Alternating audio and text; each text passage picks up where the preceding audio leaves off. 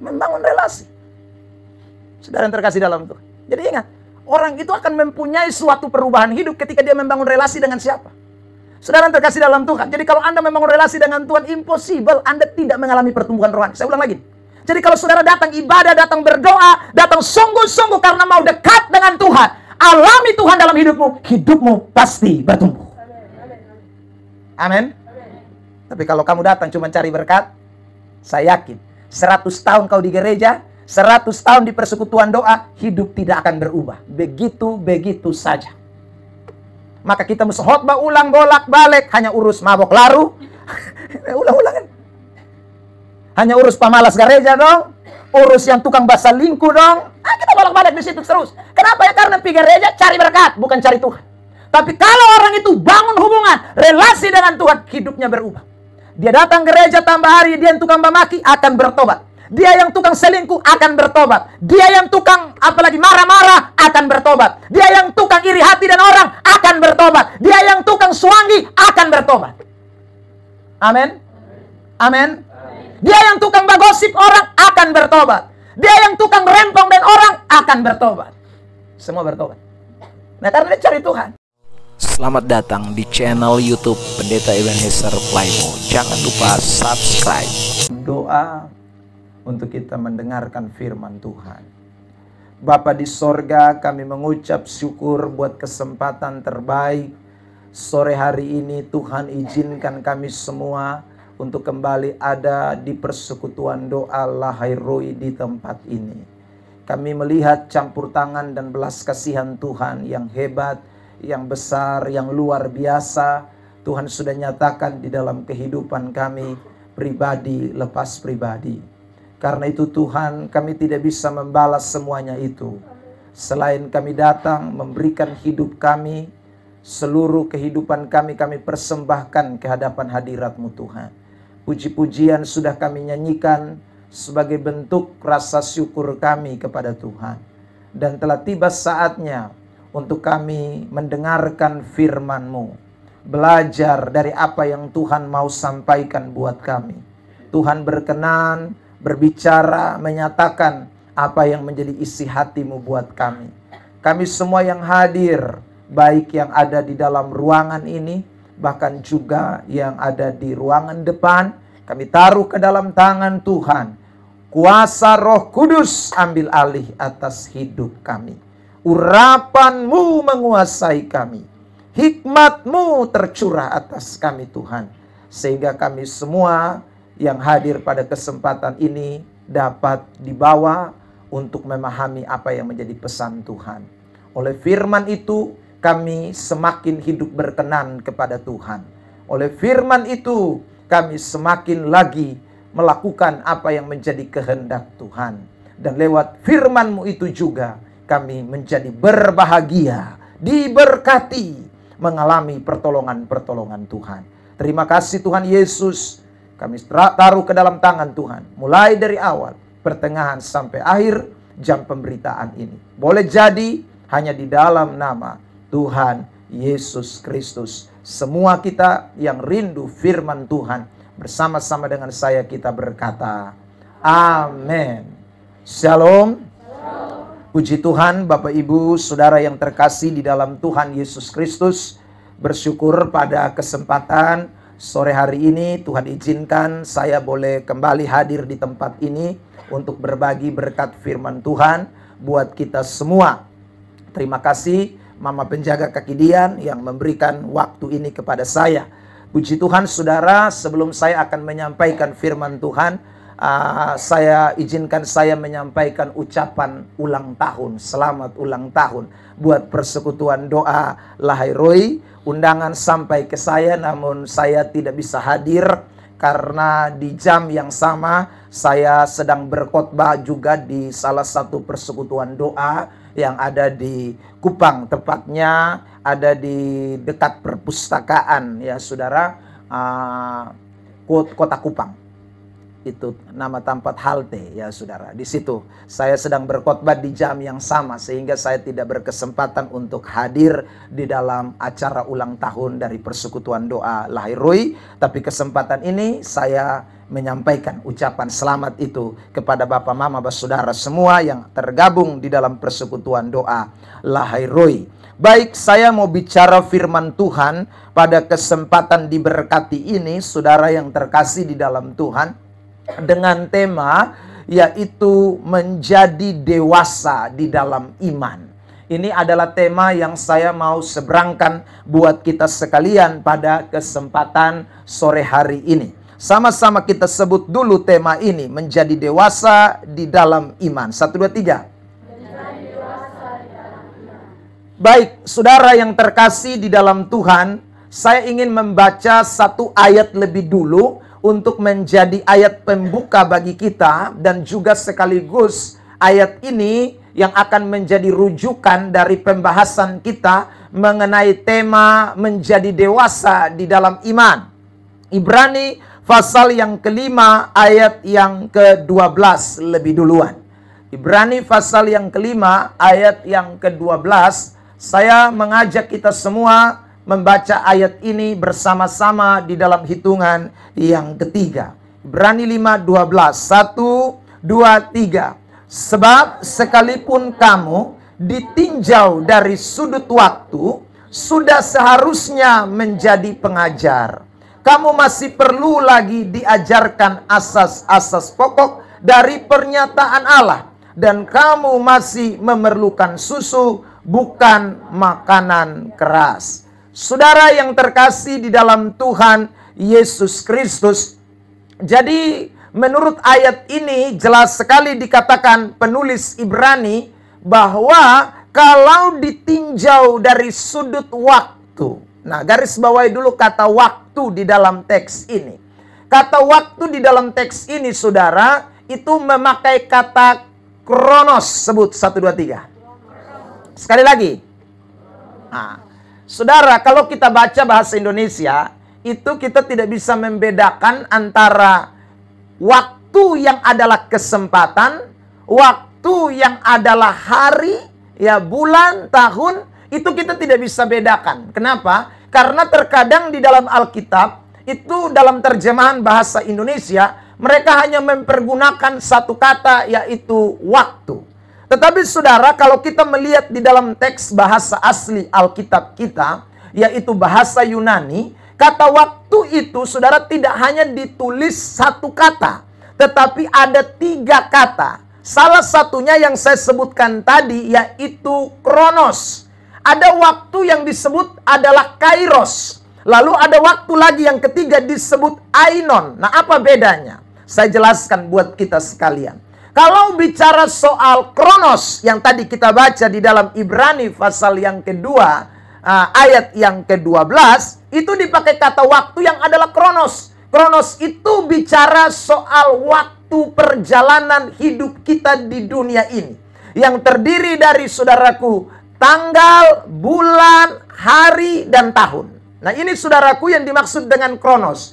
Jadi saudara yang terkasih di dalam Tuhan, kalau bicara kronos, maka hari ini kita ada di hari Kamis, saudaraku, tanggal berapa hari ini? 13 Maret, lalu kemudian tahun 2025. Itu disebut kronos, waktu, saudara. Tetapi kalau kita temukan lagi kata kairos, maka itu tidak bicara soal hari Kamis, tidak bicara soal jam 4 sore, tidak bicara soal, saudara, tanggal 13, tidak bicara soal tahun 2025 bulan Maret. Tetapi kalau ada kata kairos yang kita temukan yang bicara soal waktu di dalam Alkitab, maka itu tidak lain bicara tentang kesempatan. Ya, saudara. Kesempatan artinya di dalam perjalanan hidup kita ini ada kesempatan-kesempatan.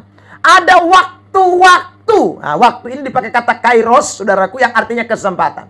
Nah, saudara, lalu kemudian ada kata waktu yang ketiga, yaitu ainon. Ainon itu bicara soal kekekalan. Ya, saudara. Artinya adalah satu keadaan atau satu momentum yang mana, saudara, yang dikasih oleh Tuhan, tidak ada lagi hari, tidak ada lagi kesempatan, tetapi hanya ada suatu kehidupan abadi. Itu namanya ainon. Jadi kita manusia ini pasti diperhadapkan dengan 3 waktu ini, saudaraku. Ya, Mau tidak mau kalau saudara masih hidup di ini kolong langit, tidak bisa tidak. Kita mesti lewati hari Senin, Selasa, Rabu, Kamis, tanggal 1, 2, 3, bulan Januari, Februari, Maret, April, dan seterusnya. Tahun 2024, 2025, 2026. Itu adalah kronos. Itu waktu yang pasti kita jalani. Tapi jangan lupa saudara yang terkasih, bahwa Tuhan mengizinkan kita melewati kronos itu tidak hanya begitu saja. Tuhan mau saudara dan saya menangkap kesempatan-kesempatan atau kairos di dalamnya. Nah, saudara yang terkasih, kalau kita baca Ibrani 5 ayat 12, kalau ditinjau dari sudut kronos, waktu yang adalah bulan, tahun, mereka Kristen terlalu lama. Mereka jadi orang percaya sudah sekian lama. Tidak tahu tahunnya berapa lama, tetapi menurut sudut pandang Alkitab, tadi dikatakan ditinjau dari sudut waktu, sudah seharusnya menjadi pengajar. Itu berarti mereka bukan baru jadi Kristen. Sudah sangat lama, saudaraku. Ya. Kalau hari ini saudara kita buat pertanyaan itu bagi diri kita masing-masing, sesuai dengan umur kita, tanggal lahir kita, ya saudara. Saya percaya saudara yang terkasih dalam Tuhan, kita mengalami suatu waktu yang berbeda-beda. Saudara yang terkasih di dalam Tuhan, karena saya sudah lahir dari Kristen. Dari tahu dari mana? Nama saya kan jelas dari lahir Su Ebenezer. Itu tidak mungkin saudaraku tahun kemarin 2020 baru kasih nama. Tidak ada ya saudara. Itu dari lahir. Nah kalau nama Ebenezer dari lahir, itu berarti saudaraku sejak lahir saya sudah Kristen. Saudara yang terkasih dalam Tuhan, yang nama Yohana, Markus, Lukas, Maria, itu tidak mungkin agama lain. Sudah itu dari lahir, keluar dari kandungan ibu begitu. Saudaraku dilahirkan, entah di rumah sakit, entah di bidan, entah di rumah. Itu Kristen memang. Saudara yang terkasih dalam Tuhan, saya sering bercanda begini. Seandainya waktu kita lahir itu, kita sudah bisa bicara, maka begitu lahir itu kita langsung bilang haleluya. Itu sudah. Ya. Begitu lahir itu kita sudah langsung sebut amin, puji Tuhan. Karena memang sudah dari kandungan mama bapak yang Kristen. Tetapi pertanyaan ini juga perlu kita renungkan bersama. Jangan sampai ditinjau dari sudut waktu kronos. Memang kita dari lahir Kristen. Memang kita sudah lama Kristen. Tetapi ternyata, saudaraku, firman Tuhan ini mengatakan, kita masih didapati kanak-kanak, anak-anak. Lihat ayat 13 dan ayat 14 dari Ibrani pasal 5. Oke, silakan dibacakan buat kita dulu Ibrani pasal 5. Ayat yang ke-13 dan ayat yang ke-14. Silakan satu orang minta tolong kalau sudah temukan. Siapa masih memerlukan susu, ya tidak memahami ajaran tentang kebenaran, ya. Sebab ia adalah anak kecil. Itu, saudara. Padahal dari sudut kronos bukan anak kecil. Ditinjau dari sudut waktu lahir, waduh, su tua di Kristen. Su 40 tahun, su 50 tahun, su 30 tahun. Ya, saudara. Di Kristen sudah lama. Tapi itu hanya sudut waktu.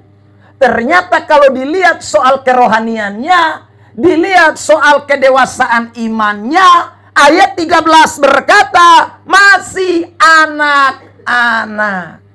Waduh, ini sayang sekali saudara yang terkasih di dalam Tuhan. Berarti ada sekian banyak kesempatan, yaitu kairos, waktu yang Tuhan berikan di dalam kronos yang dia sia-siakan.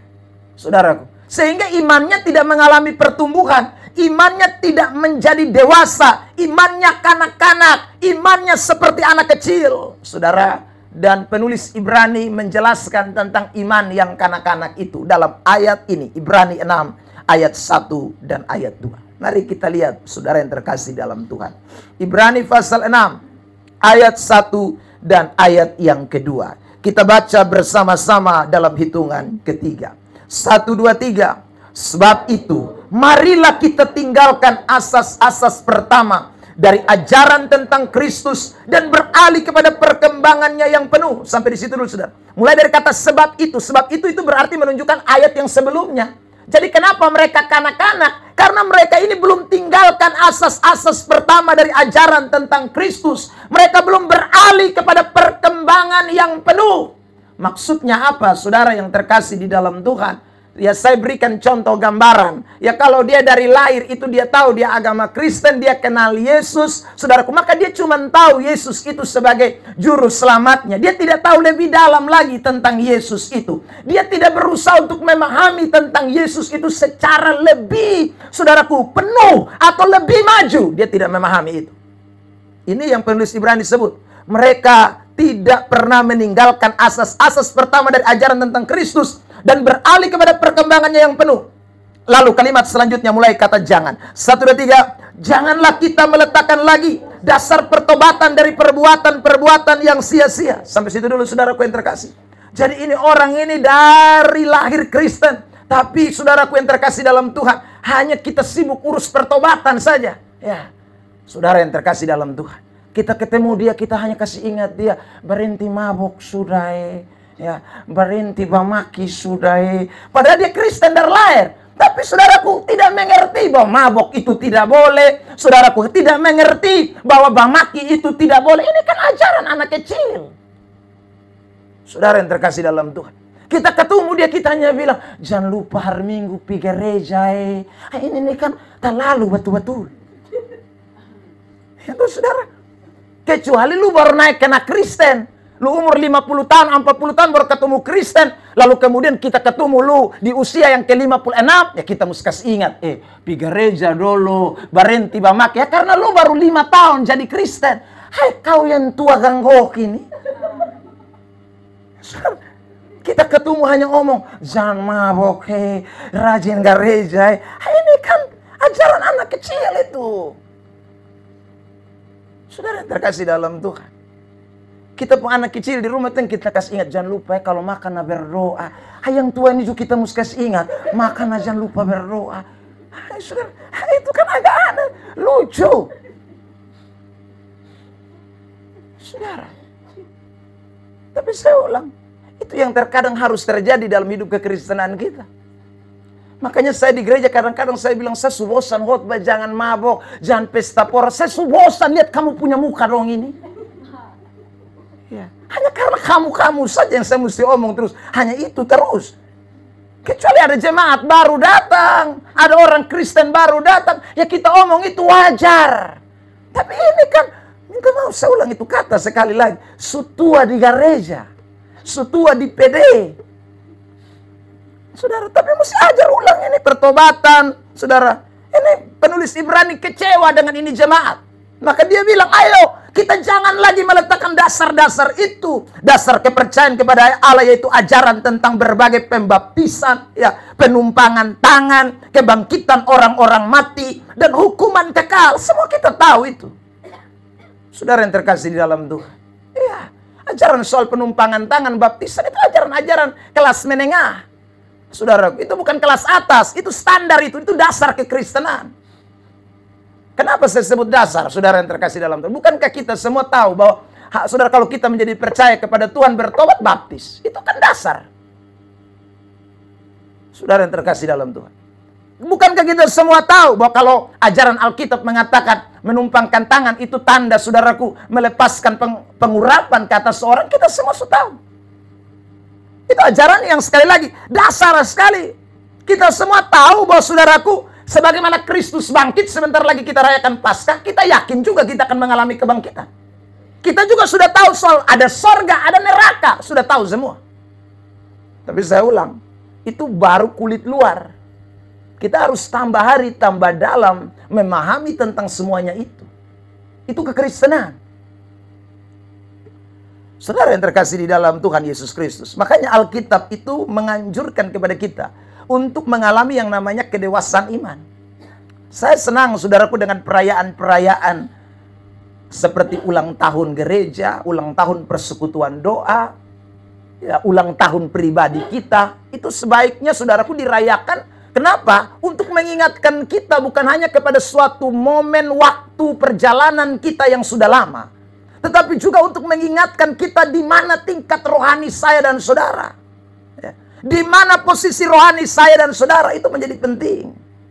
Saudara yang terkasih dalam Tuhan. Jadi kalau kita semakin berulang tahun, entah itu persekutuan doa, entah itu gereja, entah itu pribadi kita mulai introspeksi diri. Ingat-ingat, saya rohani ada di mana nih? Ya. Saya pun posisi kerohanian ada di mana? Jangan sampai saudaraku hanya bertambah di usia saja. Hanya bertambah di waktu saja. Tetapi rohani saya tidak mengalami peningkatan. Rohani saya ada dalam keadaan yang masih biasa-biasa saja. Stagnan. Aduh, itu sangat disayangkan. Saudara yang terkasih. Karena Alkitab minta kita dari hari ke hari itu mesti tambah dewasa. Saya tunjukkan beberapa ayat yang menyatakan tentang itu buat kita semua. Mari kita lihat. Efesus 4 ayat 11 sampai ayat 13. Mari kita perhatikan ini. Jadi Tuhan mau supaya kita ini orang Kristen tuh mesti tambah hari, tambah dewasa. Efesus 4 ayat 11 sampai ayat 13. Ya, kita baca ya bersama-sama dalam hitungan ketiga. 1, 2, 3. Dan ialah yang memberikan baik rasul-rasul maupun baik pemberita-pemberita Injil maupun gembala-gembala dan pengajar-pengajar. Jemaat keras ayat 12. 1, 2, 3. Untuk memperlengkapi orang-orang kudus bagi pekerjaan pelayanan, bagi pembangunan tubuh Kristus. Ya, lanjut 13.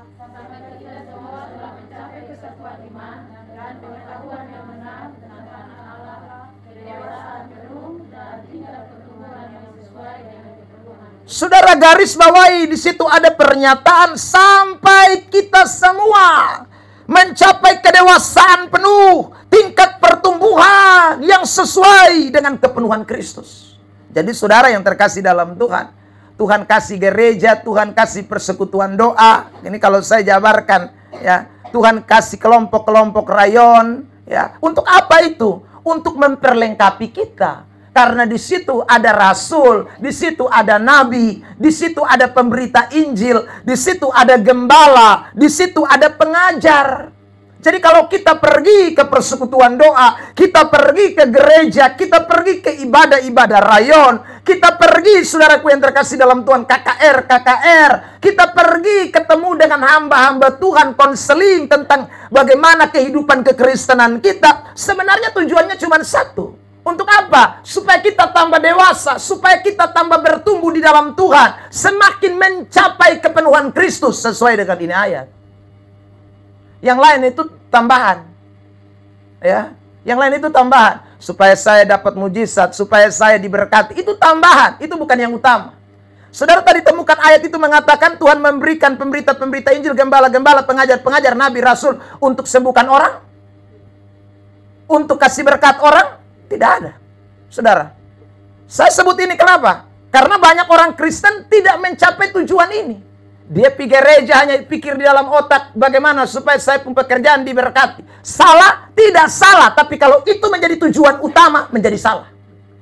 Itu bukan tujuan utama. Tujuan utamanya saya dilengkapi supaya saya dewasa. Saudara yang terkasih dalam Tuhan, ini penting. Saya pernah diminta untuk khotbah ulang tahun gereja di salah satu tempat, saudara, ulang tahun yang ke-125. Wih, itu bukan main gila itu. 125 tahun itu ulang tahun gereja. Saudara yang terkasih, ya. Tapi begitu saya sampai, ibu pendetanya panggil saya lalu kemudian memberikan pengeluhan yang sangat banyak. Ibu pendeta bilang, "Bapak, memang kami 125. Mama majelis dong ini, aduh." Nah, kalau majelis, aduh, jemaat apa lagi? Itu adi. Nah, itu ya sudah. Kalau majelisnya aduh, itu apa jemaat? Jemaatnya adi. Ya saudara. Majelisnya ada yang selingkuh pendeta. Majelisnya ada yang masih hidup kumpul kebo. Aduh, ini kan berat. Usia berapa? 120 sekian tahun. Saudara yang terkasih dalam Tuhan. Kenapa? Karena orang pergi gereja, tapi otaknya tidak mau untuk mengalami yang namanya pertumbuhan. Orang pergi ibadah, tapi dia otak tidak memikirkan soal pertumbuhan. Orang pergi gereja, tapi dia tidak memikirkan rohani saya bagaimana supaya tambah hari, tambah lebih baik. Itu dia pikir. Yang ada di otak apa? Saya ulang lagi. Karena supaya beta pun cita-cita, beta pun usaha, beta pun keos, beta pun bisnis, beta pun keluarga. Itu yang ada di dalam pikiran. Saudara yang terkasih dalam Tuhan, kita salah besar kalau pikiran itu menjadi yang utama. Yesus sendiri tidak pernah ajar begitu. Matius 6 ayat 33. Mari kita baca. Ini kan ayat yang sangat terkenal buat kita sekalian. Matius 6 ayat 33. Mari kita baca. Saudara yang terkasih dalam Tuhan. Matius 6 ayat 33. Ayo jemaat yang sudah temukan katakan amin. Oke, 1, 2, 3.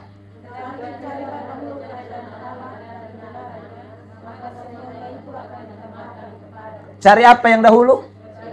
Kerajaan Allah dan kebenarannya. Saudara yang terkasih, ini perlu sekali. Jadi waktu kita mau pergi gereja, pergi persekutuan ibadah, mesti pikir di sini. Cari apa? Cari kerajaan Allah dan kebenarannya, atau cari yang ditambahkan? Kalau cari yang ditambahkan, maka saudara yang terkasih dalam Tuhan, kita salah. Itu berarti tidak sesuai dengan apa yang Alkitab mau. Karena Tuhan Yesus sendiri bilang, cari dahulu kerajaan Allah. Kita putar ini ayat. Kita punya, carilah dahulu yang ditambahkan. Makanan, minuman, pakaian. Maka kerajaan Allah akan ditambahkan kepadamu. Itu kau putar terbalik itu ayat. Itu namanya baca Alkitab terputar. Jadi saudara yang terkasih dalam Tuhan, maka kita semua yang hadir pada kesempatan ini, saya ulang lagi. Setiap hari ketika saudara pergi ibadat apa saja. Ada orang rajin kebaktian bagus, tapi motivasinya salah. Saudara yang terkasih, motivasi kita tidak boleh salah. Paulus sendiri pernah memberikan pernyataan begini. Saudara lihat, Filipi pasal yang ketiga. Ya saudara, dia mengatakan ini saudara, ayat 13 sampai ayat yang ke-14. Nanti saudara bisa baca mulai ayat yang ke-10. Tapi saya mau hanya baca ayat 13 dan 14. Saudara-saudara, aku sendiri tidak menganggap bahwa aku telah menangkapnya. Tetapi ini yang kulakukan. Aku melupakan apa yang telah di belakangku. Jadi Paulus lupa buang semua. Yang hal-hal jasmani dia tidak mau ingat itu. Kalau dia mau cari Tuhan, dia lupa, saudara. Kenapa? Dia mengarahkan diri kepada apa yang di hadapannya. Dan berlari-lari kepada tujuan untuk memperoleh hadiah, yaitu panggilan surgawi dari Allah dalam Kristus Yesus. Saudara yang terkasih dalam Tuhan. Jadi orang Kristen yang mau supaya hidup rohaninya bertumbuh, dia mesti berani sangkal diri. Saya pergi gereja, saya pergi ibadat, tujuan saya yang satu ini tidak boleh saya lupakan. Saya pergi supaya iman saya bertumbuh. Saya pergi supaya saya tidak kanak-kanak, tapi saya tambah dewasa. Saya pergi untuk dilengkapi oleh firman Allah. Saya pergi supaya Tuhan melawat saya, sehingga hidup rohani saya tambah hari tambah lebih baik. Bersyukur kalau Tuhan memberkati kita, karena Tuhan memang berjanji orang yang beribadah diberkati roti makanannya, diberkati air minumannya. Tuhan berjanji orang yang beribadah, sudah terkasih, penyakit akan dihalaukan. Tuhan berjanji engkau yang beribadah bukan turun tapi akan naik. Tuhan berjanji engkau tidak akan jadi ekor tapi jadi kepala. Itu janji Tuhan. Amin. Oh, Tuhan sudah janji, kenapa kita mesti cari itu? Yang kita cari Tuhan, kerajaan Allah dan kebenaran. Sebab sekali lagi saudara, dia sudah janji. Dan Alkitab berkata, yang janji bukan manusia. Kalau manusia dia bisa ingkar janji. Tapi kalau Tuhan yang janji, dia tidak mungkin mengingkari janjinya. Amin. Tapi kenapa kita sering cari yang Tuhan janji? Karena kita khawatir Tuhan tidak genapi janji itu. Karena kita rasa kalau kita tidak cari, maka Tuhan lupa itu janji. Anda keliru, Tuhan tidak akan pernah lupa. Dia bukan pendeta. Dia bukan saudara penjaga kaki dia. Dia bukan manusia yang bisa lupa. Dia Allah, pencipta langit dan bumi. Dia tidak akan lupa janjinya buat saudara dan saya. Ada amin? Amin. Tadi malam saya bersaksi kepada jemaat. Saudara yang terkasih di dalam Tuhan. Ya, saya bilang, Tuhan baru saja pakai orang gila memberkati saya. Ya. Karena tiba-tiba orang gila datang antar saudara, beras 2 karung, mie ampa bungkus, tugu buaya 5 renteng. Yang antar gila. Saudara yang terkasih dalam Tuhan. Datang antar habis, dia sudah tulis di itu beras yang 5 kilo itu saudara dia tulis 100.000. 2 karung jadi 200.000. Lalu kemudian saudara mie itu di setiap dos 500.000. Mie ampa dos, setiap dos 500.000. Saudara yang terkasih dalam Tuhan, lalu itu kopi tugu buaya, saya tanya harga berapa? Saudara dia bilang, pokoknya ini kakak taruh berapa sah? Ya tuh saudara, dia bilang begitu, terus dia simpan di situ. Saya bilang begini, hei jangan simpan. Dia bilang tidak, kakak jual habis nanti baru saya datang ambil dia pun uang. Saudara yang terkasih dalam Tuhan, saya bilang pikir-pikir, jual karena mana? Dia bilang pokoknya jual borok semua. Kalau jual borok semua berapa? Dia bilang 2 juta, tapi kalau dong tawar nah kasih 1 juta sudah. Saudara yang terkasih. Lalu kemudian saudara dia pulang. Setelah dia pulang, saudara yang terkasih dalam Tuhan, saya kenal keluarga ini dia punya saudara, dia punya istri, saya tahu. Saya WA. Saya bilang begini, aduh minta maaf teh, beliau ada datang antar kasbetan di beras 2 karung, ya mie ampados, lalu kemudian saudara ini tugu buaya. Lalu dia istri jawab begini, Bapak tebet juson bisa tahan lah itu desu. Sekarang jual kiri kanan. Ya saudara yang terkasih dalam Tuhan. Lalu saya bilang, ini jual cara ke mana? Pokoknya Bapak atur di situ sah. Ya. Lalu kemudian jangan begitu. Saya bilang, ini saya terbeban. Ya. Kalau bisa datang ambil dulu. Aduh Bapak, kalau kami ambil nanti dia marah. Ya. Jadi tidak bisa ambil. Saudara, kecuali dia sendiri yang pergi ambil. Saudara yang terkasih dalam Tuhan. Hari Jumat kami lagi doa puasa. Saudara yang terkasih, tiba-tiba dia datang. Dia datang, saudara, kami ada di gereja semua, rumah kosong. Ya, itu barang-barang saya taruh di depan, di teras. Ya saudara, dia datang dan kemudian dia angkat ini mie ampados, lalu kemudian itu kopi 5 renteng, saudara. Dia kembali bawa ikat di depo motor dan saudara dia jalan. Beras dia tidak bawa. Saudara yang terkasih, begitu saya keluar dari doa puasa, saya lihat di beras ada 2 karung. Karena ini beras kita mau bikin ke mana? Ya, saya WA lagi, saya kasih tahu, barang tadi saya lihat Bapak sudah datang ambil, tapi beras dia sudah ambil. Ya saudara, lalu dia istri jawab, beras dia bilang Bapak dong makan sudah. Saudara yang terkasih, saya bilang terima kasih karena beras di dapur ju pas habis. Ya, saudara, beras Bapak dong aja beras 10 kilo nona Kupang. Saudaraku yang terkasih dalam Tuhan. Jadi gratis, saudara yang terkasih. Siapa yang bawa? Orang mengong setengah. Padahal di doa puasa saya berdoa, Tuhan, kalau bisa mie ampados juga dia jangan ambil. Ya.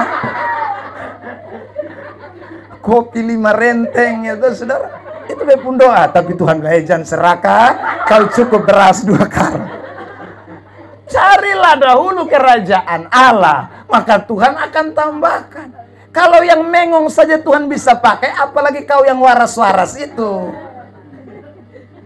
Amin. Ya, saudara yang terkasih dalam Tuhan. Jadi hidup ini jangan terlalu khawatir.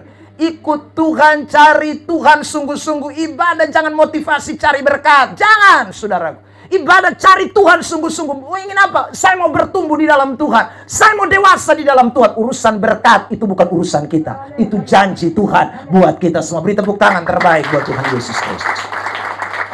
Bilang samping kiri kanan, datang sini jangan cari berkat. Amin. Ya, berkat Tuhan pasti tambahkan. Kalau saudara sudah rajin, satu masa Tuhan mau kasih biar saudara. Ya, saudara yang terkasih dalam Tuhan. Ya, sekarang saya berikan contoh saja begini, saudara. Ada anak saudara di rumah, ya saudara. 2 orang, yang satu rajin, satu pemalas. Ya.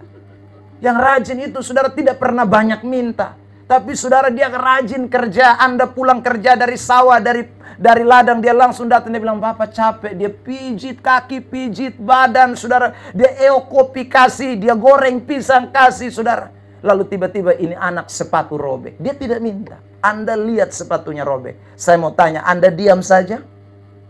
Tidak. Saudaraku, meskipun dia tidak minta, tapi karena ini anak, kita lihat, ini anak terlalu luar biasa. Dia tidak pernah disuruh, dia tidak pernah suruh kerja, dia kerja. Aduh, mama tolong beli kasih dia sepatu baru dulu. Dia tidak minta. Tapi yang satu pemalas, saudara. Sepatu robek, kalau dia datang, Bapak ya sepatu robek. Ya sudah. Kadang-kadang kita, meskipun kita ayah, tapi kadang-kadang kita bilang, lu pumpah mokol minta ampun. Nah, memang kita saudara kasih beli, tapi kita dikte dia dulu. Lu minta enak ya, tapi kalau kerja pemalas mau mati ya. Minta cepat, kita omel dia setengah mati. Memang nanti kita beli kasih. Saudara yang terkasih dalam Tuhan. Tapi omelan datang dulu. Anda mau jadi anak rajin atau anak pemalas? Saya tanya. Saudara, kalau Anda rajin dengan Tuhan, saya percaya kebutuhanmu Tuhan tahu. Anda kadang tidak berdoa, tidak minta pun Tuhan bisa jawab. Apalagi kamu minta, kamu menangis. Saudara yang terkasih dalam Tuhan. Tapi kalau lupa malas mau mati, ya baru tiba-tiba datang Tuhan. Haleluya, haleluya. Itu pas kepepet nih ya saudara. Orang Kupang bilang air sudah di batang leher. Baru dia datang reak saudara. Memang Tuhan mau jawab, tapi Tuhan bilang begini, kurang ajar. Lu ini memang kalau lagi perlu baru datang, tampelin sana double-double 3 kali, 4 kali dulu. Karena memang lupa mokol. Jadi saudara saya ulang lagi, makanya kita bilang kan, saudara, kalau Bapak yang jahat di dunia ini saja tahu memberi pemberian yang baik kepada anak-anaknya. apalagi Bapamu yang di sorga. Dia pasti akan memberi yang terbaik kepada anak-anaknya. Amin. Sekali lagi bilang samping kiri kanan, jangan pikir berkat. Ya, pikirkan pertumbuhan rohani kamu. Saudara yang terkasih. Nah, makanya penulis Ibrani ini, waktu dia bicara soal itu, dia tidak hanya kasih tahu kepada jemaat bahwa kamu ini tidak bertumbuh, kamu ini anak-anak. Tidak. Dia juga kasih kunci kepada mereka. Supaya mereka tidak boleh lagi ada pada kondisi itu. Mereka tidak boleh seperti itu lagi. Mereka harus bertumbuh dewasa di dalam Tuhan. Nah, penulis Ibrani kasih mereka kunci untuk bertumbuh. Kunci apa saja itu? Hari ini saya mau bagi buat kita semua. Yang pertama, saudara, kita akan belajar dari Ibrani pasal 5 ini. Iya. Yang pertama, mari kita memperhatikan di ayat yang ke-7 dari Ibrani pasal 5. Ya, sebelum ayat 13 ada ayat 7. Ini penulis Ibrani beritahu kepada jemaat yang ada terima surat ini. Ya, mari kita lihat. Ibrani 5 ayat yang ke-7. Bersama-sama dalam hitungan ketiga. 1, 2, 3.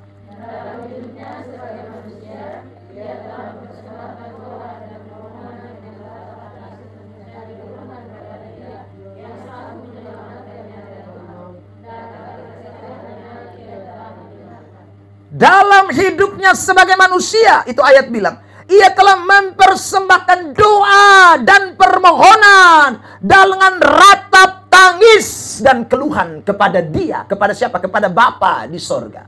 Jadi Yesus ketika datang ke dalam dunia ini sebagai manusia, satu keteladanan yang Yesus berikan kepada kita adalah tentang bagaimana berdoa.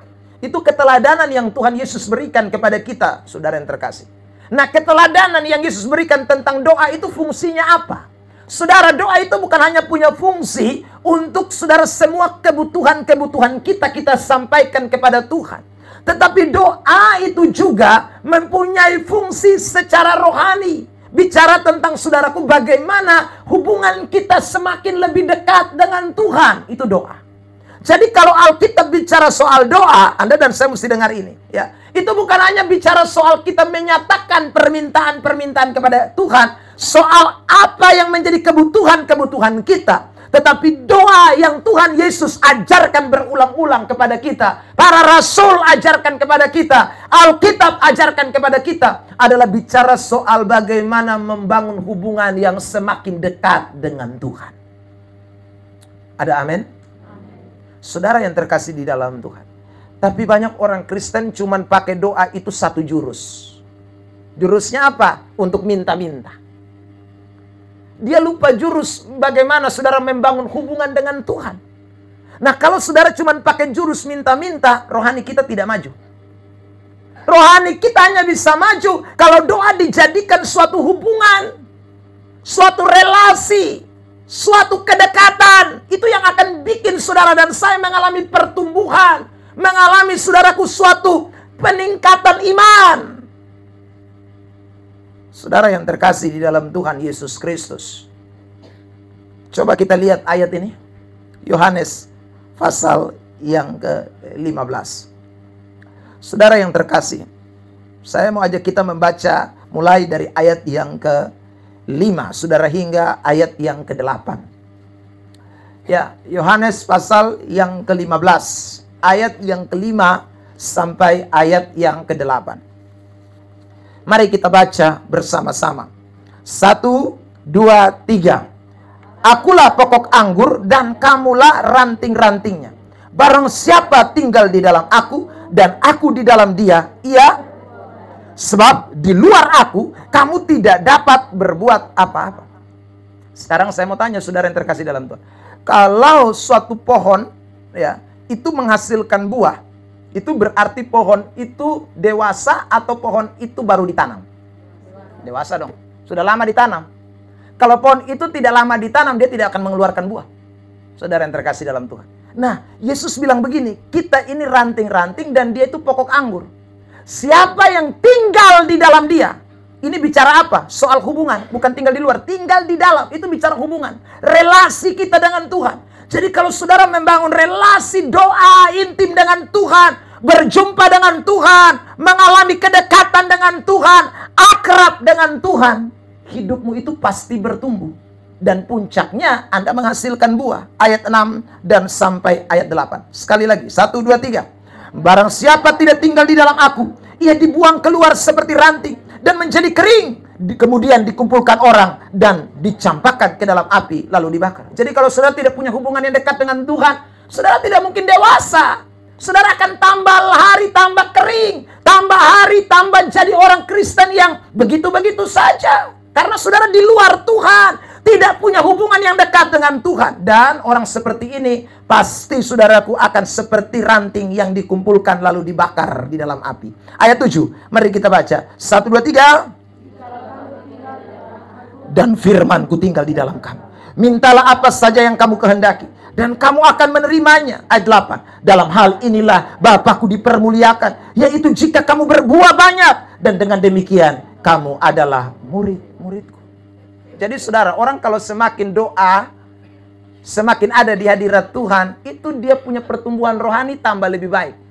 Kalau dia punya doa itu tidak hanya sekedar minta, tetapi membangun hubungan, relasi intim dengan Tuhan. Saudara yang terkasih dalam Tuhan, ini coba dibiasakan, ya. Ini coba kita biasakan, saudara yang terkasih dalam Tuhan, membangun relasi dengan Tuhan, membangun keintiman dengan Tuhan, sampai kita betul-betul merasakan kedekatan dengan Tuhan. Impossible, saudara. Lalu kemudian saudara rohani kita tidak maju, itu omong kosong. Karena semakin kita dekat dengan seseorang, itu akan mempengaruhi hidup kita. Kalau Anda semakin dekat dengan Tuhan, itu akan mempengaruhi hidup saudara dan saya. Dekat dengan manusia saja mempengaruhi, apalagi dekat dengan Tuhan. Saya pernah ketemu ibu-ibu pendiam, saudara. Ya, pendiam sekali. Saudara, tapi setelah lama, kurang lebih sekitar 1 tahun lewat, saya tidak ketemu dengan ibu itu. Saudara, tiba-tiba saya berjumpa dengan dia. Kali itu saya ketemu dia bukan pendiam lagi, cerewetnya minta ampun. Saudara, saya sampai terheran-heran. Saya tahu saya beberapa tahun yang lalu, saya ingat saya ketemu ibu ini. Tapi saya kenal dia pendiam. Kok kenapa sekarang dia pintar sekali bicara? Saya lalu dekati dia dan saya tanya, "Ma, dulu tuh, beta tahu, Ma ini soalnya banyak omong." Dia bilang, "Betul Bapak, tapi sejak beta bergabung di arisan." Ya, saudara, rupanya arisan mama-mama rempong semua.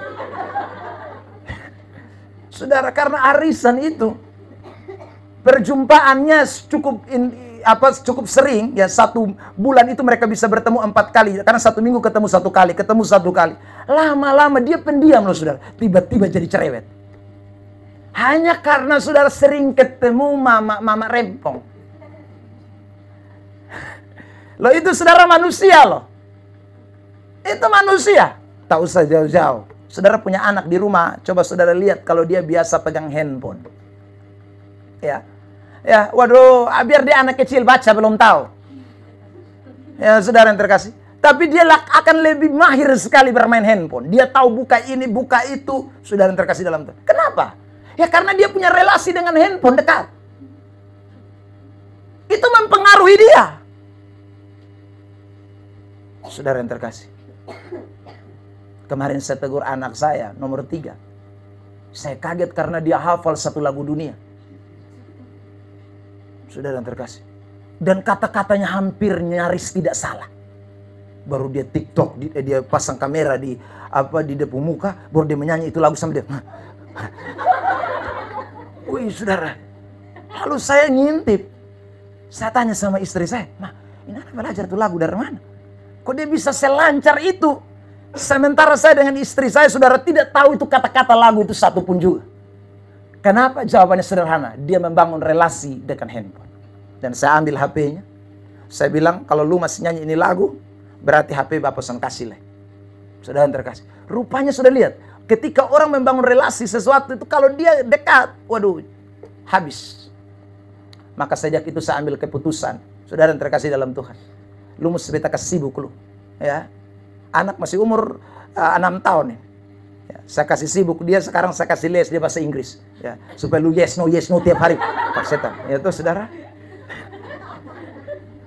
Ya, jadi sekarang HP boleh buka, tapi tidak boleh buka yang lain-lain. Itu pengaruh relasi. Membangun relasi. Saudara yang terkasih dalam Tuhan. Jadi ingat, Orang itu akan mempunyai suatu perubahan hidup ketika dia membangun relasi dengan siapa? Saudara yang terkasih dalam Tuhan. Jadi kalau Anda membangun relasi dengan Tuhan, impossible Anda tidak mengalami pertumbuhan rohani. Saya ulang lagi. Jadi kalau saudara datang ibadah, datang berdoa, datang sungguh-sungguh karena mau dekat dengan Tuhan, alami Tuhan dalam hidupmu, hidupmu pasti bertumbuh. Amin. Tapi kalau kamu datang cuma cari berkat, saya yakin 100 tahun kau di gereja, 100 tahun di persekutuan doa, hidup tidak akan berubah. Begitu-begitu saja. Maka kita mesti khotbah ulang bolak-balik, hanya urus mabok laru. Ulang-ulang kan. Hanya urus pamalas gereja dong. Urus yang tukang basalingku dong. Kita bolak-balik di situ terus. Kenapa ya? Karena pergi gereja cari berkat, bukan cari Tuhan. Tapi kalau orang itu bangun hubungan, relasi dengan Tuhan, hidupnya berubah. Dia datang gereja tambah hari, dia yang tukang memaki akan bertobat. Dia yang tukang selingkuh akan bertobat. Dia yang tukang apalagi marah-marah akan bertobat. Dia yang tukang iri hati dan orang akan bertobat. Dia yang tukang suangi akan bertobat. Amin. Amin. Dia yang tukang bagosip orang akan bertobat. Dia yang tukang rempong dan orang akan bertobat. Semua bertobat. Nah, karena dia cari Tuhan. Amin. Tapi kalau sampai tua di gereja. Sampai tua nanti. Di persekutuan doa. Tapi dia tidak alami perjumpaan dengan Tuhan. Saudara yang terkasih. Saya mungkin pernah ngomong di tempat ini. Makanya ada banyak orang lebih rasa hadirat setan dibanding hadirat Tuhan. Ya, kalau dia dekat kuburan dia bilang, aku rasa bulu badan merinding. Kenapa? Itu karena ada setan. Tapi di dalam doa dia tidak pernah ketemu Tuhan. Dia tidak rasa apa-apa. Orang menyanyi, angkat tangan, menyembah, menangis, air mata mengalir, dia kebingung-bingung sah. Malah mungkin dia bisa ejek, ini satu gila mangkali, ya tuh, ini satu mulai foe. Ya karena memang kau tidak rasa hadirat Tuhan. Kau tidak alami perjumpaan dengan Tuhan. Saudara yang terkasih dalam Tuhan. Ada orang begitu, dia injak kaki di muka gereja, saya rasa, Tuhan hadir di tempat ini. Saudaraku, dia rasa. Kenapa? Karena dia dekat Tuhan. Dia rasa kedekatan dengan Tuhan. Tapi kalau ada orang, saudaraku, biar 100 tahun pergi gereja, dia rasa sama kayak tanpa biasa. Tidak apa, rasa apa-apa. Itu saya ulang lagi, relasinya tidak sedang baik-baik dengan Tuhan. Nah, hidupmu tidak akan alami pertumbuhan. Karena itu saudara, ini penting sekali buat kita semua. Maka pertumbuhan rohani itu tergantung pada relasi. Saya yakin saudara, semakin orang itu membangun relasi dengan Tuhan, dia pasti akan tambah hari, tambah lebih baik. Tambah lebih baik, tambah lebih baik. Jadi rajinnya saudara itu menjadi lebih baik kalau sekali lagi relasi itu dibangun dengan Tuhan. Itu pertama. Yang kedua, mari kita lihat teks ini, saudara yang terkasih di dalam Tuhan. Ibrani pasal yang kelima. Mari sekarang kita perhatikan ayat 8. Ibrani pasal 5. Ayat 8. Ayat 8. Ya, dalam hitungan ketiga kita baca. 1, 2, 3.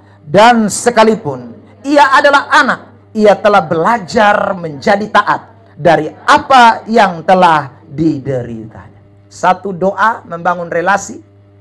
Yang kedua, belajar taat. Sama-sama sebutkan. 1, 2, 3, belajar taat. Amin. Kalau namanya belajar, itu berarti tidak langsung sempurna. Saudara yang terkasih dalam Tuhan. Anak saya les pertama, pulang langsung di kakak yang SMP bilang begini, beta mau tes lu. Hai, ini anak baru pilih 1 hari lu tes dia. Nah saudara, langsung tes. Coba, 1 itu apa? Bahasa Inggrisnya. Ya jelas dia bingung lah. Kok hari pertama pergi itu masih perkenalan. Nama siapa? Ya tuh, gurunya kasih tahu. Saudara-saudara kalau datang itu harus apa, welcome dan lain sebagainya. Tiba-tiba dia kakak langsung tanya, beta mau lu hafal 1, 2, 3 sampai 10. Tidak mungkin dia tahu lah. Itu saudara yang terkasih dalam Tuhan. Belajar taat. Itu sama dengan saudara ada proses. Tapi ada kemauan. Saudara yang terkasih dalam Tuhan. Jadi orang yang belajar itu ada kemauan. Jadi saudara, bagaimana kita bisa dewasa? kedewasaan itu tidak instan. Kedewasaan itu proses pembelajaran. Kedewasaan itu tidak simsalabim. Tidak. Saudara yang terkasih, saya mau tanya, adakah anak yang lahir langsung kumisnya tumbuh kayak saya? Itu anak ajaib. Kan tidak ada. Semuanya lewat proses. Saudara yang terkasih, tidak ada anak lahir tiba-tiba langsung bisa ABC. Tadi saya bilang anak lahir Kristen jadi langsung bisa haleluya. Tidak ada. Semuanya proses. Kedewasaan itu proses. Tapi orang yang mengikuti proses itu adalah orang-orang yang mau belajar taat di balik proses itu. Kalau dia tidak mau belajar taat dari proses itu, maka dia tidak mungkin bisa menjadi dewasa. Saudara yang terkasih. Nah, kalau kita bicara soal belajar taat, itu berarti kita belajar tunduk kepada kehendak Allah. Kita belajar tunduk kepada apa yang kita dengar, apa yang kita dapati, apa yang kita, saudaraku, temukan ketika kita membangun relasi kita dengan Tuhan. Waktu Anda datang ibadah, doa, datang persekutuan, datang gereja, Anda akan dengar sesuatu yang menjadi kehendak Tuhan dalam hidupmu. Nah, kehendak Tuhan yang kita dengar itu, firman Allah yang kita dengar itu Dia inginkan supaya kita belajar untuk taat apa yang Dia katakan. Bukan kemudian saudara yang terkasih dalam Tuhan dengar habis lupa buang. Dengar habis di praktek lain. Kalau itu masih baik. Ada yang dengar habis, saudara yang terkasih dia tersinggung. Dia bilang, tar lain omong dosa. Tar lain, dia sudah tahu kayaknya. Makanya dia omong itu, dia tahu karena kotong di sini nih, kotong hanya berapa? Kok dia tahu beta di sini tukang mabok, tukang isap rokok. Ya, makanya dia omong-omong itu terus. Itu orang yang tidak mau belajar taat. Tapi kalau orang mau belajar taat, begitu dia dengar, dia tahu ini kehendak Tuhan. Beta mesti belajar tunduk. Meskipun tidak sempurna. Saudara yang terkasih dalam Tuhan. Saya tidak sedang mengiyakan dosa ya. Tapi saya mau memuji orang-orang yang belajar untuk taat. Misalnya begini saudara. Dia tukang mabok. Tapi begitu dia dengar firman, saudara, dia sadar. Tapi karena dia sudah terikat dengan kemabukan cukup lama, maka saudara yang terkasih di dalam Tuhan, dia memang ada kerinduan untuk berhenti. Tetapi saudara, tidak bisa seketika. Ini saya tidak sedang memberi peluang ini, saudara. Tapi saya ulang lagi, saya masih menganggap orang ini punya usaha. Ya. Misalnya saudaraku, dia tiap hari minum, saudaraku, rutin. Tapi kali ini saudara 1 minggu baru dia minum 1 kali. Ini ada pembelajaran. Dia pergi gereja lagi. Dia di persekutuan, dia dengar firman lagi, saudara. Ketika dia dengar firman, dia buka hati, dia bangun relasi dengan Tuhan. Dia pulang, dia mulai belajar lagi, saudara. Ternyata beta mesti bertobat sungguh-sungguh. Tapi namanya masih manusia, saudara. Ya sekarang tidak 1 minggu, tapi 1 bulan bersekali. Saudara yang terkasih dalam, dia pergi terus. Rajin ibadah, dengar firman. Lama-lama saudara yang terkasih dalam Tuhan. Dia pikir-pikir, kenapa kok beta masih minum 1 kali? 1 bulan. Lebih baik sudah kalau bisa tak usah lah ya, saudara yang terkasih dalam Tuhan. Nah, ini orang yang belajar. Ada kemauan untuk berubah, ada kemauan untuk lebih baik, ada kemauan untuk mengalami sesuatu yang tambah hari tambah lebih bagus. Tapi ada tidak. Begitu dia dengar firman, saudara yang terkasih dalam Tuhan, dia bikin tambah. Bahkan dia bilang, saya mau tes. Kira-kira kalau saya undang Pak Pendeta juga datang minum dan saya, dia mau ke tidak. Ini kan otak mengung, saudara yang terkasih dalam Tuhan. Iya. Dia khotbah bilang jangan mabok, tapi coba tes, dia beta WA dia. Bapak, mari kita duduk kok, kita minum sama-sama. Kira-kira dia mau tidak? Sudah terkasih dalam Tuhan. Ada orang yang justru begitu ditegur, dia tambah menunjukkan, dia tambah melawan. Ini orang yang sebenarnya saudara, dia tidak mau tunduk kepada kebenaran. Dan ini ciri-ciri orang yang sebenarnya dikuasai oleh setan. Saudara tahu Yudas itu? Dia dengar firman bukan 1-2 kali. Tiap hari. Karena jalan sama-sama dengan Yesus. Tapi saudara, tiap hari juga dia melawan kebenaran. Tiap hari juga dia menentang kebenaran. Tiap hari juga dia tidak mau ikuti kebenaran. Makanya Yesus sampai puncaknya, Yesus bilang apa? Kau ini memang setan. Dari awalnya kau memang setan, memang iblis kau ini. Saudara. Ya, Tuhan Yesus ngomong begitu. Dalam Yohanes pasal 6 ayat 66 itu. Sampai dengan ayat yang ke-71. Saudara. Jadi jelas, orang kalau kita kasih tahu kebenaran, dia tidak mau lakukan, tidak mau belajar taat. Orang itu saudara yang terkasih dalam Tuhan, memang dia tidak mau dewasa dan dia memang dipakai setan. Kalau orang itu sekali lagi dia anak Tuhan yang sedang mengalami proses pertumbuhan dewasa, maka ketika dia datang ke gereja, datang ke persekutuan doa, ikut KKR, ikut KPI, ikut IP, ikut ibadah rayon, ikut kaum bapak, ikut kaum wanita, dan lain sebagainya. Waktu dia dengar firman, hidupnya akan belajar untuk tambah hari, tambah taat, tambah tunduk kepada kebenaran firman Tuhan. Beri tepuk tangan terbaik buat Tuhan Yesus. Nah, kalau kita tiap hari belajar untuk berubah terus, saya mau tanya kepada kita, masa kita tidak mengalami pertumbuhan? Itu omong kosong. Pasti akan mengalami pertumbuhan. Dan orang akan kaget lihat saudara, karena saudara punya kerajinan itu membuat Anda semakin hari mengalami perubahan. Karena firman yang Anda dengar, Anda praktekkan. Anda betul-betul melakukannya dalam hidupmu. Saudara yang terkasih dalam Tuhan, ini menjadi penting. Ya. Jadi coba kita belajar, tambah hari belajar taat kepada Tuhan. Tunduklah. Ya saudara, karena itu suatu proses. Kedewasaan itu tidak bisa instan. Saya ulang lagi, tidak ada orang lahir dan lahir langsung tua, memang tidak ada. Semua itu proses waktu. Makanya kalau ditinjau dari sudut waktu, lama kelamaan kita ini tambah membaik. Ditinjau dari sudut waktu, lama kelamaan kita tambah lebih dewasa. Karena kita belajar tiap hari untuk taat kepada kebenaran. Amin. Amin. Bilang samping kiri kanan, kamu lagi belajar taat tentang apa? Bilang sama dia rahasia. Ya, sama-sama kita semua lagi belajar kan? Saudara yang terkasih dalam Tuhan. Ya. Kita sama-sama lagi belajar taat. Kalau kita tanya masing-masing punya kelemahan satu persatu. Tapi kelemahan itu bukan alasan untuk tidak bisa bertumbuh. Kelemahan itu menjadi proses bagi saya dan saudara untuk tambah hari belajar firman, tambah hari tambah dewasa di dalam Tuhan. Tambah hari tambah bertumbuh di dalam Tuhan. Tambah hari tambah lebih lagi baik dengan Tuhan. Itu saudara yang terkasih. Yang terakhir, yang ketiga, apa yang Alkitab katakan tentang saudaraku bagaimana kita mengalami pertumbuhan. Ini kuncinya. Satu, ingat membangun relasi lewat doa. Kedua, ingat baik-baik saudaraku yang terkasih dalam Tuhan, bahwa orang Kristen yang mau berubah itu atau bertumbuh itu harus belajar taat, terus tunduk kepada kebenaran. Tiap hari belajar, maka pasti saudara akan mengalami pertumbuhan. Yang ketiga, ayat 11 dari kitab Ibrani pasal yang kelima. Ibrani pasal yang kelima, ayat yang ke-11. Sama-sama dalam hitungan ketiga. 1, 2, 3. Tentang hal itu, banyak yang harus kami katakan, tetapi yang sukar untuk dijelaskan. Karena kamu telah lamban dalam hal mendengar.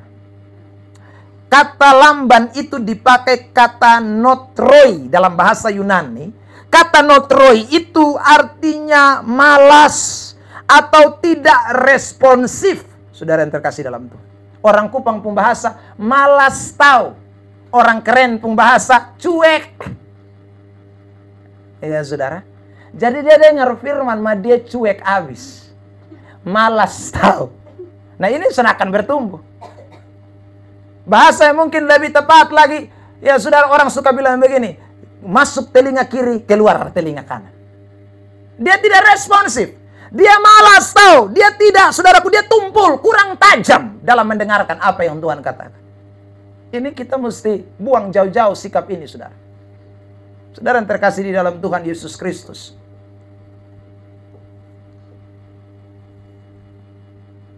Satu hari saya marah di gereja tempat saya, saudaraku. Nah, gereja di tempat saya itu kan kaca hitam. Saudara, orang tidak tahu di mana orang di dalam bisa lihat keluar. Karena orang di luar tidak bisa lihat ke dalam. Tapi yang di dalam bisa lihat keluar. Jadi saudara, saya ini kan kalau khotbah di atas dan saya lihat ke bawah. Saya lihat ada orang keluar. Saudara yang terkasih dalam Tuhan. Nah coba keluar ini, minta maaf ya saudara. Dia pergi buang air kah, selesai itu kembali, tidak apa-apa. Saudara, ya karena mungkin sudah terdesak. Tapi tidak. Ini keluar, memang dia pergi WC. Pulang datang, mondar mandir di teras. Saya lihat saudara.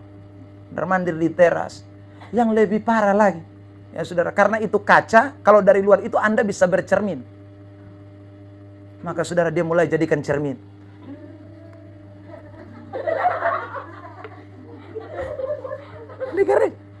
Nah kan jemaat semua menghadap ke saya. Ke arah mimbar. Jadi dong tidak tahu, saya kan lihat dia. Jadi anggap saja juga lihat beta baru sampai begini. Ya, itu saudara. Oh, iya. Baru bukan 1-2 menit, cukup lama. Habis rambut dia mulai putar. Saya dalam hati ini satu foy betul-betul. Itu saudara, arah khotbah sebenarnya tidak ke situ. Tapi karena besulia dia tunggu lumaso ini lu habis. Ya, saudara lama, saudara sekitar 10 menitan. Setelah dia loti, dia diri segala macam, saudara, dia mulai elok. Dia pikirkan orang dalam tidak tahu. Itu dalam dia pembenak. Saudara yang terkasih, begitu dia masuk, bet langsung sambar. Saudara, ini tidak ada hubungan sebenarnya. Dalam khotbah itu sebenarnya tidak ada kaitan. Ya. Tapi karena dia sudah bikin bet panas dari dia pembadiri itu. Ya, akhirnya bet langsung. Ya saudara-saudara, seperti kita kalau bercermin di depan cermin, itu dia pun melangkah pas masa itu. Ya, kadang-kadang saudara Anda berdandan dengan begitu cantik. Ya. Anda berdandan dengan begitu luar biasa, bodimu aduhai, Anda begitu mempesona, tapi dalam hatimu penuh dengan onak duri. Ya saudara, itu sebenarnya beta share dia.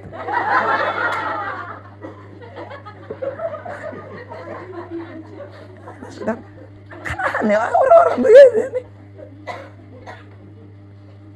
Ya, saudara yang terkasih, tapi semoga dia tidak lamban dan dia responsif. Ya kenapa? Karena ada banyak orang yang tidak mau dengar firman, malas dengar firman, akhirnya keluar cari hal-hal yang bikin sibuk diri. Padahal dia tidak tahu. Kalau saudaraku dia lamban mendengar saja, dia tidak responsif kepada kebenaran, itu mempengaruhi kehidupan rohaninya. Itu akan mempengaruhi saudara yang terkasih dalam Tuhan. Ya. Kenapa? Karena yang bisa buat kita bertumbuh, salah satunya adalah firman Allah. Kenapa firman Allah bisa membuat saudara bertumbuh? Karena firman Allah itu makanan.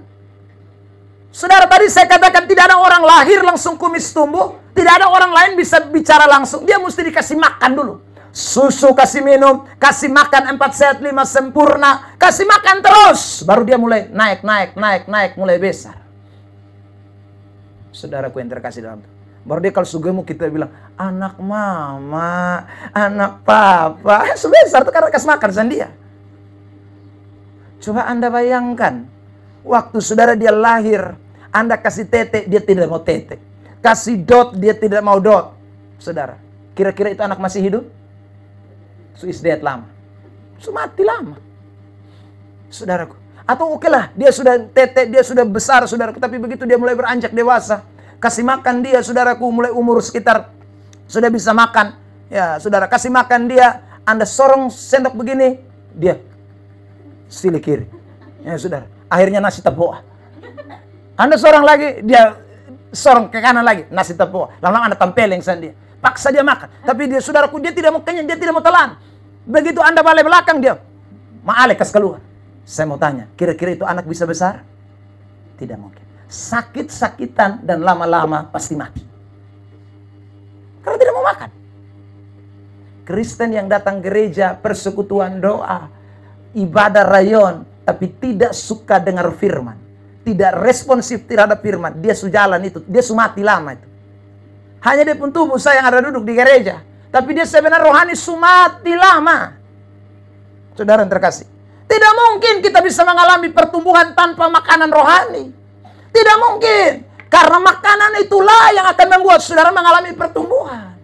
Makanya Yesus berkata dalam Matius pasal 4 ayat 4, manusia hidup bukan hanya dari roti saja, tapi dari setiap firman yang keluar dari mulut Allah. Kalau kita baca ini ayat, saudara, hidup yang mana? Hidup yang jasmani tidak mungkin. Ini hidup rohani. Kalau hidup jasmani cukup butuh makan. Ya, makan jasmani, nasi, saudaraku, sayur, daging, dan lain sebagainya. Tapi masalah hidup rohani itu tidak bisa dikasih makan makanan nasi, jagung, saudaraku, sayur. Tidak bisa. Makanan rohani hanyalah firman Tuhan saja. Ada amin? Jadi saudara bayangkan kalau ada orang Kristen yang tidak pernah dengar firman, 1 tahun hanya 2 kali. Itu Kristen napas, Natal dan Paskah. Itu dia pun napas justru satu. Semua mati lama itu. Makan 1 tahun cuma 2 kali. Ini lu hidup apa? Mati. Saudara yang terkasih dalam Tuhan. Itu hanya namanya saja yang masih Kristen. Tetapi sebenarnya dia sudah mati lama secara rohani. Makanya anak-anak Tuhan pada kesempatan sore diberkati. 3 hal ini kita tidak boleh lupa kalau kita mau mengalami pertumbuhan rohani. 1, ingat baik-baik doa yang membangun relasi dengan Tuhan. 2, saudara yang terkasih, belajar taat tiap hari, tunduk kepada firman Allah. Karena ini proses. Lalu yang ketiga, ingat baik-baik saudaraku yang terkasih, kita mesti responsif terhadap firman Allah. PK, tangkap apa yang Tuhan sampaikan kepada kita. Kalau kita lakukan ini, hidup kita pasti menjadi lebih baik. Tepuk tangan terbaik buat Tuhan Yesus. Saya tutup dengan ayat di dalam Kisah Rasul pasal yang ke-10 ayat yang ke-11. Saudaraku, ini contoh jelas orang yang saudaraku mau renungkan atau responsif terhadap firman Allah dengan orang yang tidak mau. Itu pasti tidak akan alami pertumbuhan, saudara yang terkasih. Kisah 11 ayat yang ke-10. Saya sebut salah. Sabar ya. Ya, kita baca bersama-sama Kisah 17 ayat 11. Maaf, saya salah sebut. Kisah 17 ayat 11. Kisah 17 ayat 11, kita baca bersama-sama. 1, 2, 3. Orang-orang Yahudi di kota itu lebih baik hatinya daripada orang-orang Yahudi di Tesalonika. Karena mereka menerima firman itu dengan segala kerelaan hati. Dan setiap hari mereka menyelidiki kitab suci untuk mengetahui apakah semuanya itu benar. Demikian. Kenapa orang-orang Yahudi di Berea lebih baik, lebih bertumbuh rohaninya? Karena mereka respon firman. Mereka makan firman tiap hari. Mereka selidiki firman tiap hari. Maka rohani mereka baik. Tapi yang di Tesalonika parah. Saudaraku, kenapa ya? Karena tidak terima firman, tidak selidiki firman. Hidup rohani jadinya tidak lebih baik. Jadi kalau kita mau rohani kita bertumbuh, responi firman Allah. Jangan lambat mendengarkan firman. Jangan lambat untuk tangkap kebenaran. Sebab dengan demikian hidup rohanimu pasti akan jadi lebih baik. Tuhan berkati kita dengan firman-Nya. Sama-sama dengan saya katakan, saya mau bertumbuh di dalam Tuhan. 1, 2, 3. Amin. Bilang samping kiri kanan, jangan begini-begini saja. Jangan suka menyanyi lagu, aku masih seperti yang dulu. Jangan. Ya, saudara, itu lagu tuh kita mesti rubah itu ya. Saudara kita tidak seperti yang dulu lagi. Ya, kita harus lebih baik dari hari kemarin. Amin. Yang pertama, bagaimana supaya kita lebih bertumbuh lagi dalam kerohanian? Sama-sama katakan doa. 1, 2, 3. 1, 2, 3, doa. Bilang samping kiri kanan, bangun relasi dengan Tuhan. Bilang samping kiri kanan, ketemu Tuhan. Bilang samping kiri kanan, Tuhan harus dekat dengan kamu. Kamu harus dekat dengan Tuhan. Amin. Bilang lagi samping kiri kanan, mama-mama pendiam bisa jadi mama-mama rempong. Ya, itu jangan lupa itu. Saya kasih contoh itu supaya saudara jangan lupa itu ya. Jadi kalau yang mama-mama pendiam saja bisa jadi mama-mama rempong karena ketemu mama-mama rempong, saudara harus bisa berubah juga kalau ketemu Tuhan. Tidak boleh tidak. Yang kedua, sama-sama katakan dengan saya tadi apa? Belajar taat. 1, 2, 3. Sekali lagi belajar taat. Bilang samping kiri kanan, kedewasaan itu proses. Bilang samping kiri kanan, jangan malas belajar. Bilang samping kiri kanan, tunduk terus kepada firman. Amin. Ya. Jadi tiap hari harus ada tekad tuh. Saya pulang dari tempat ini harus berubah. Saya pulang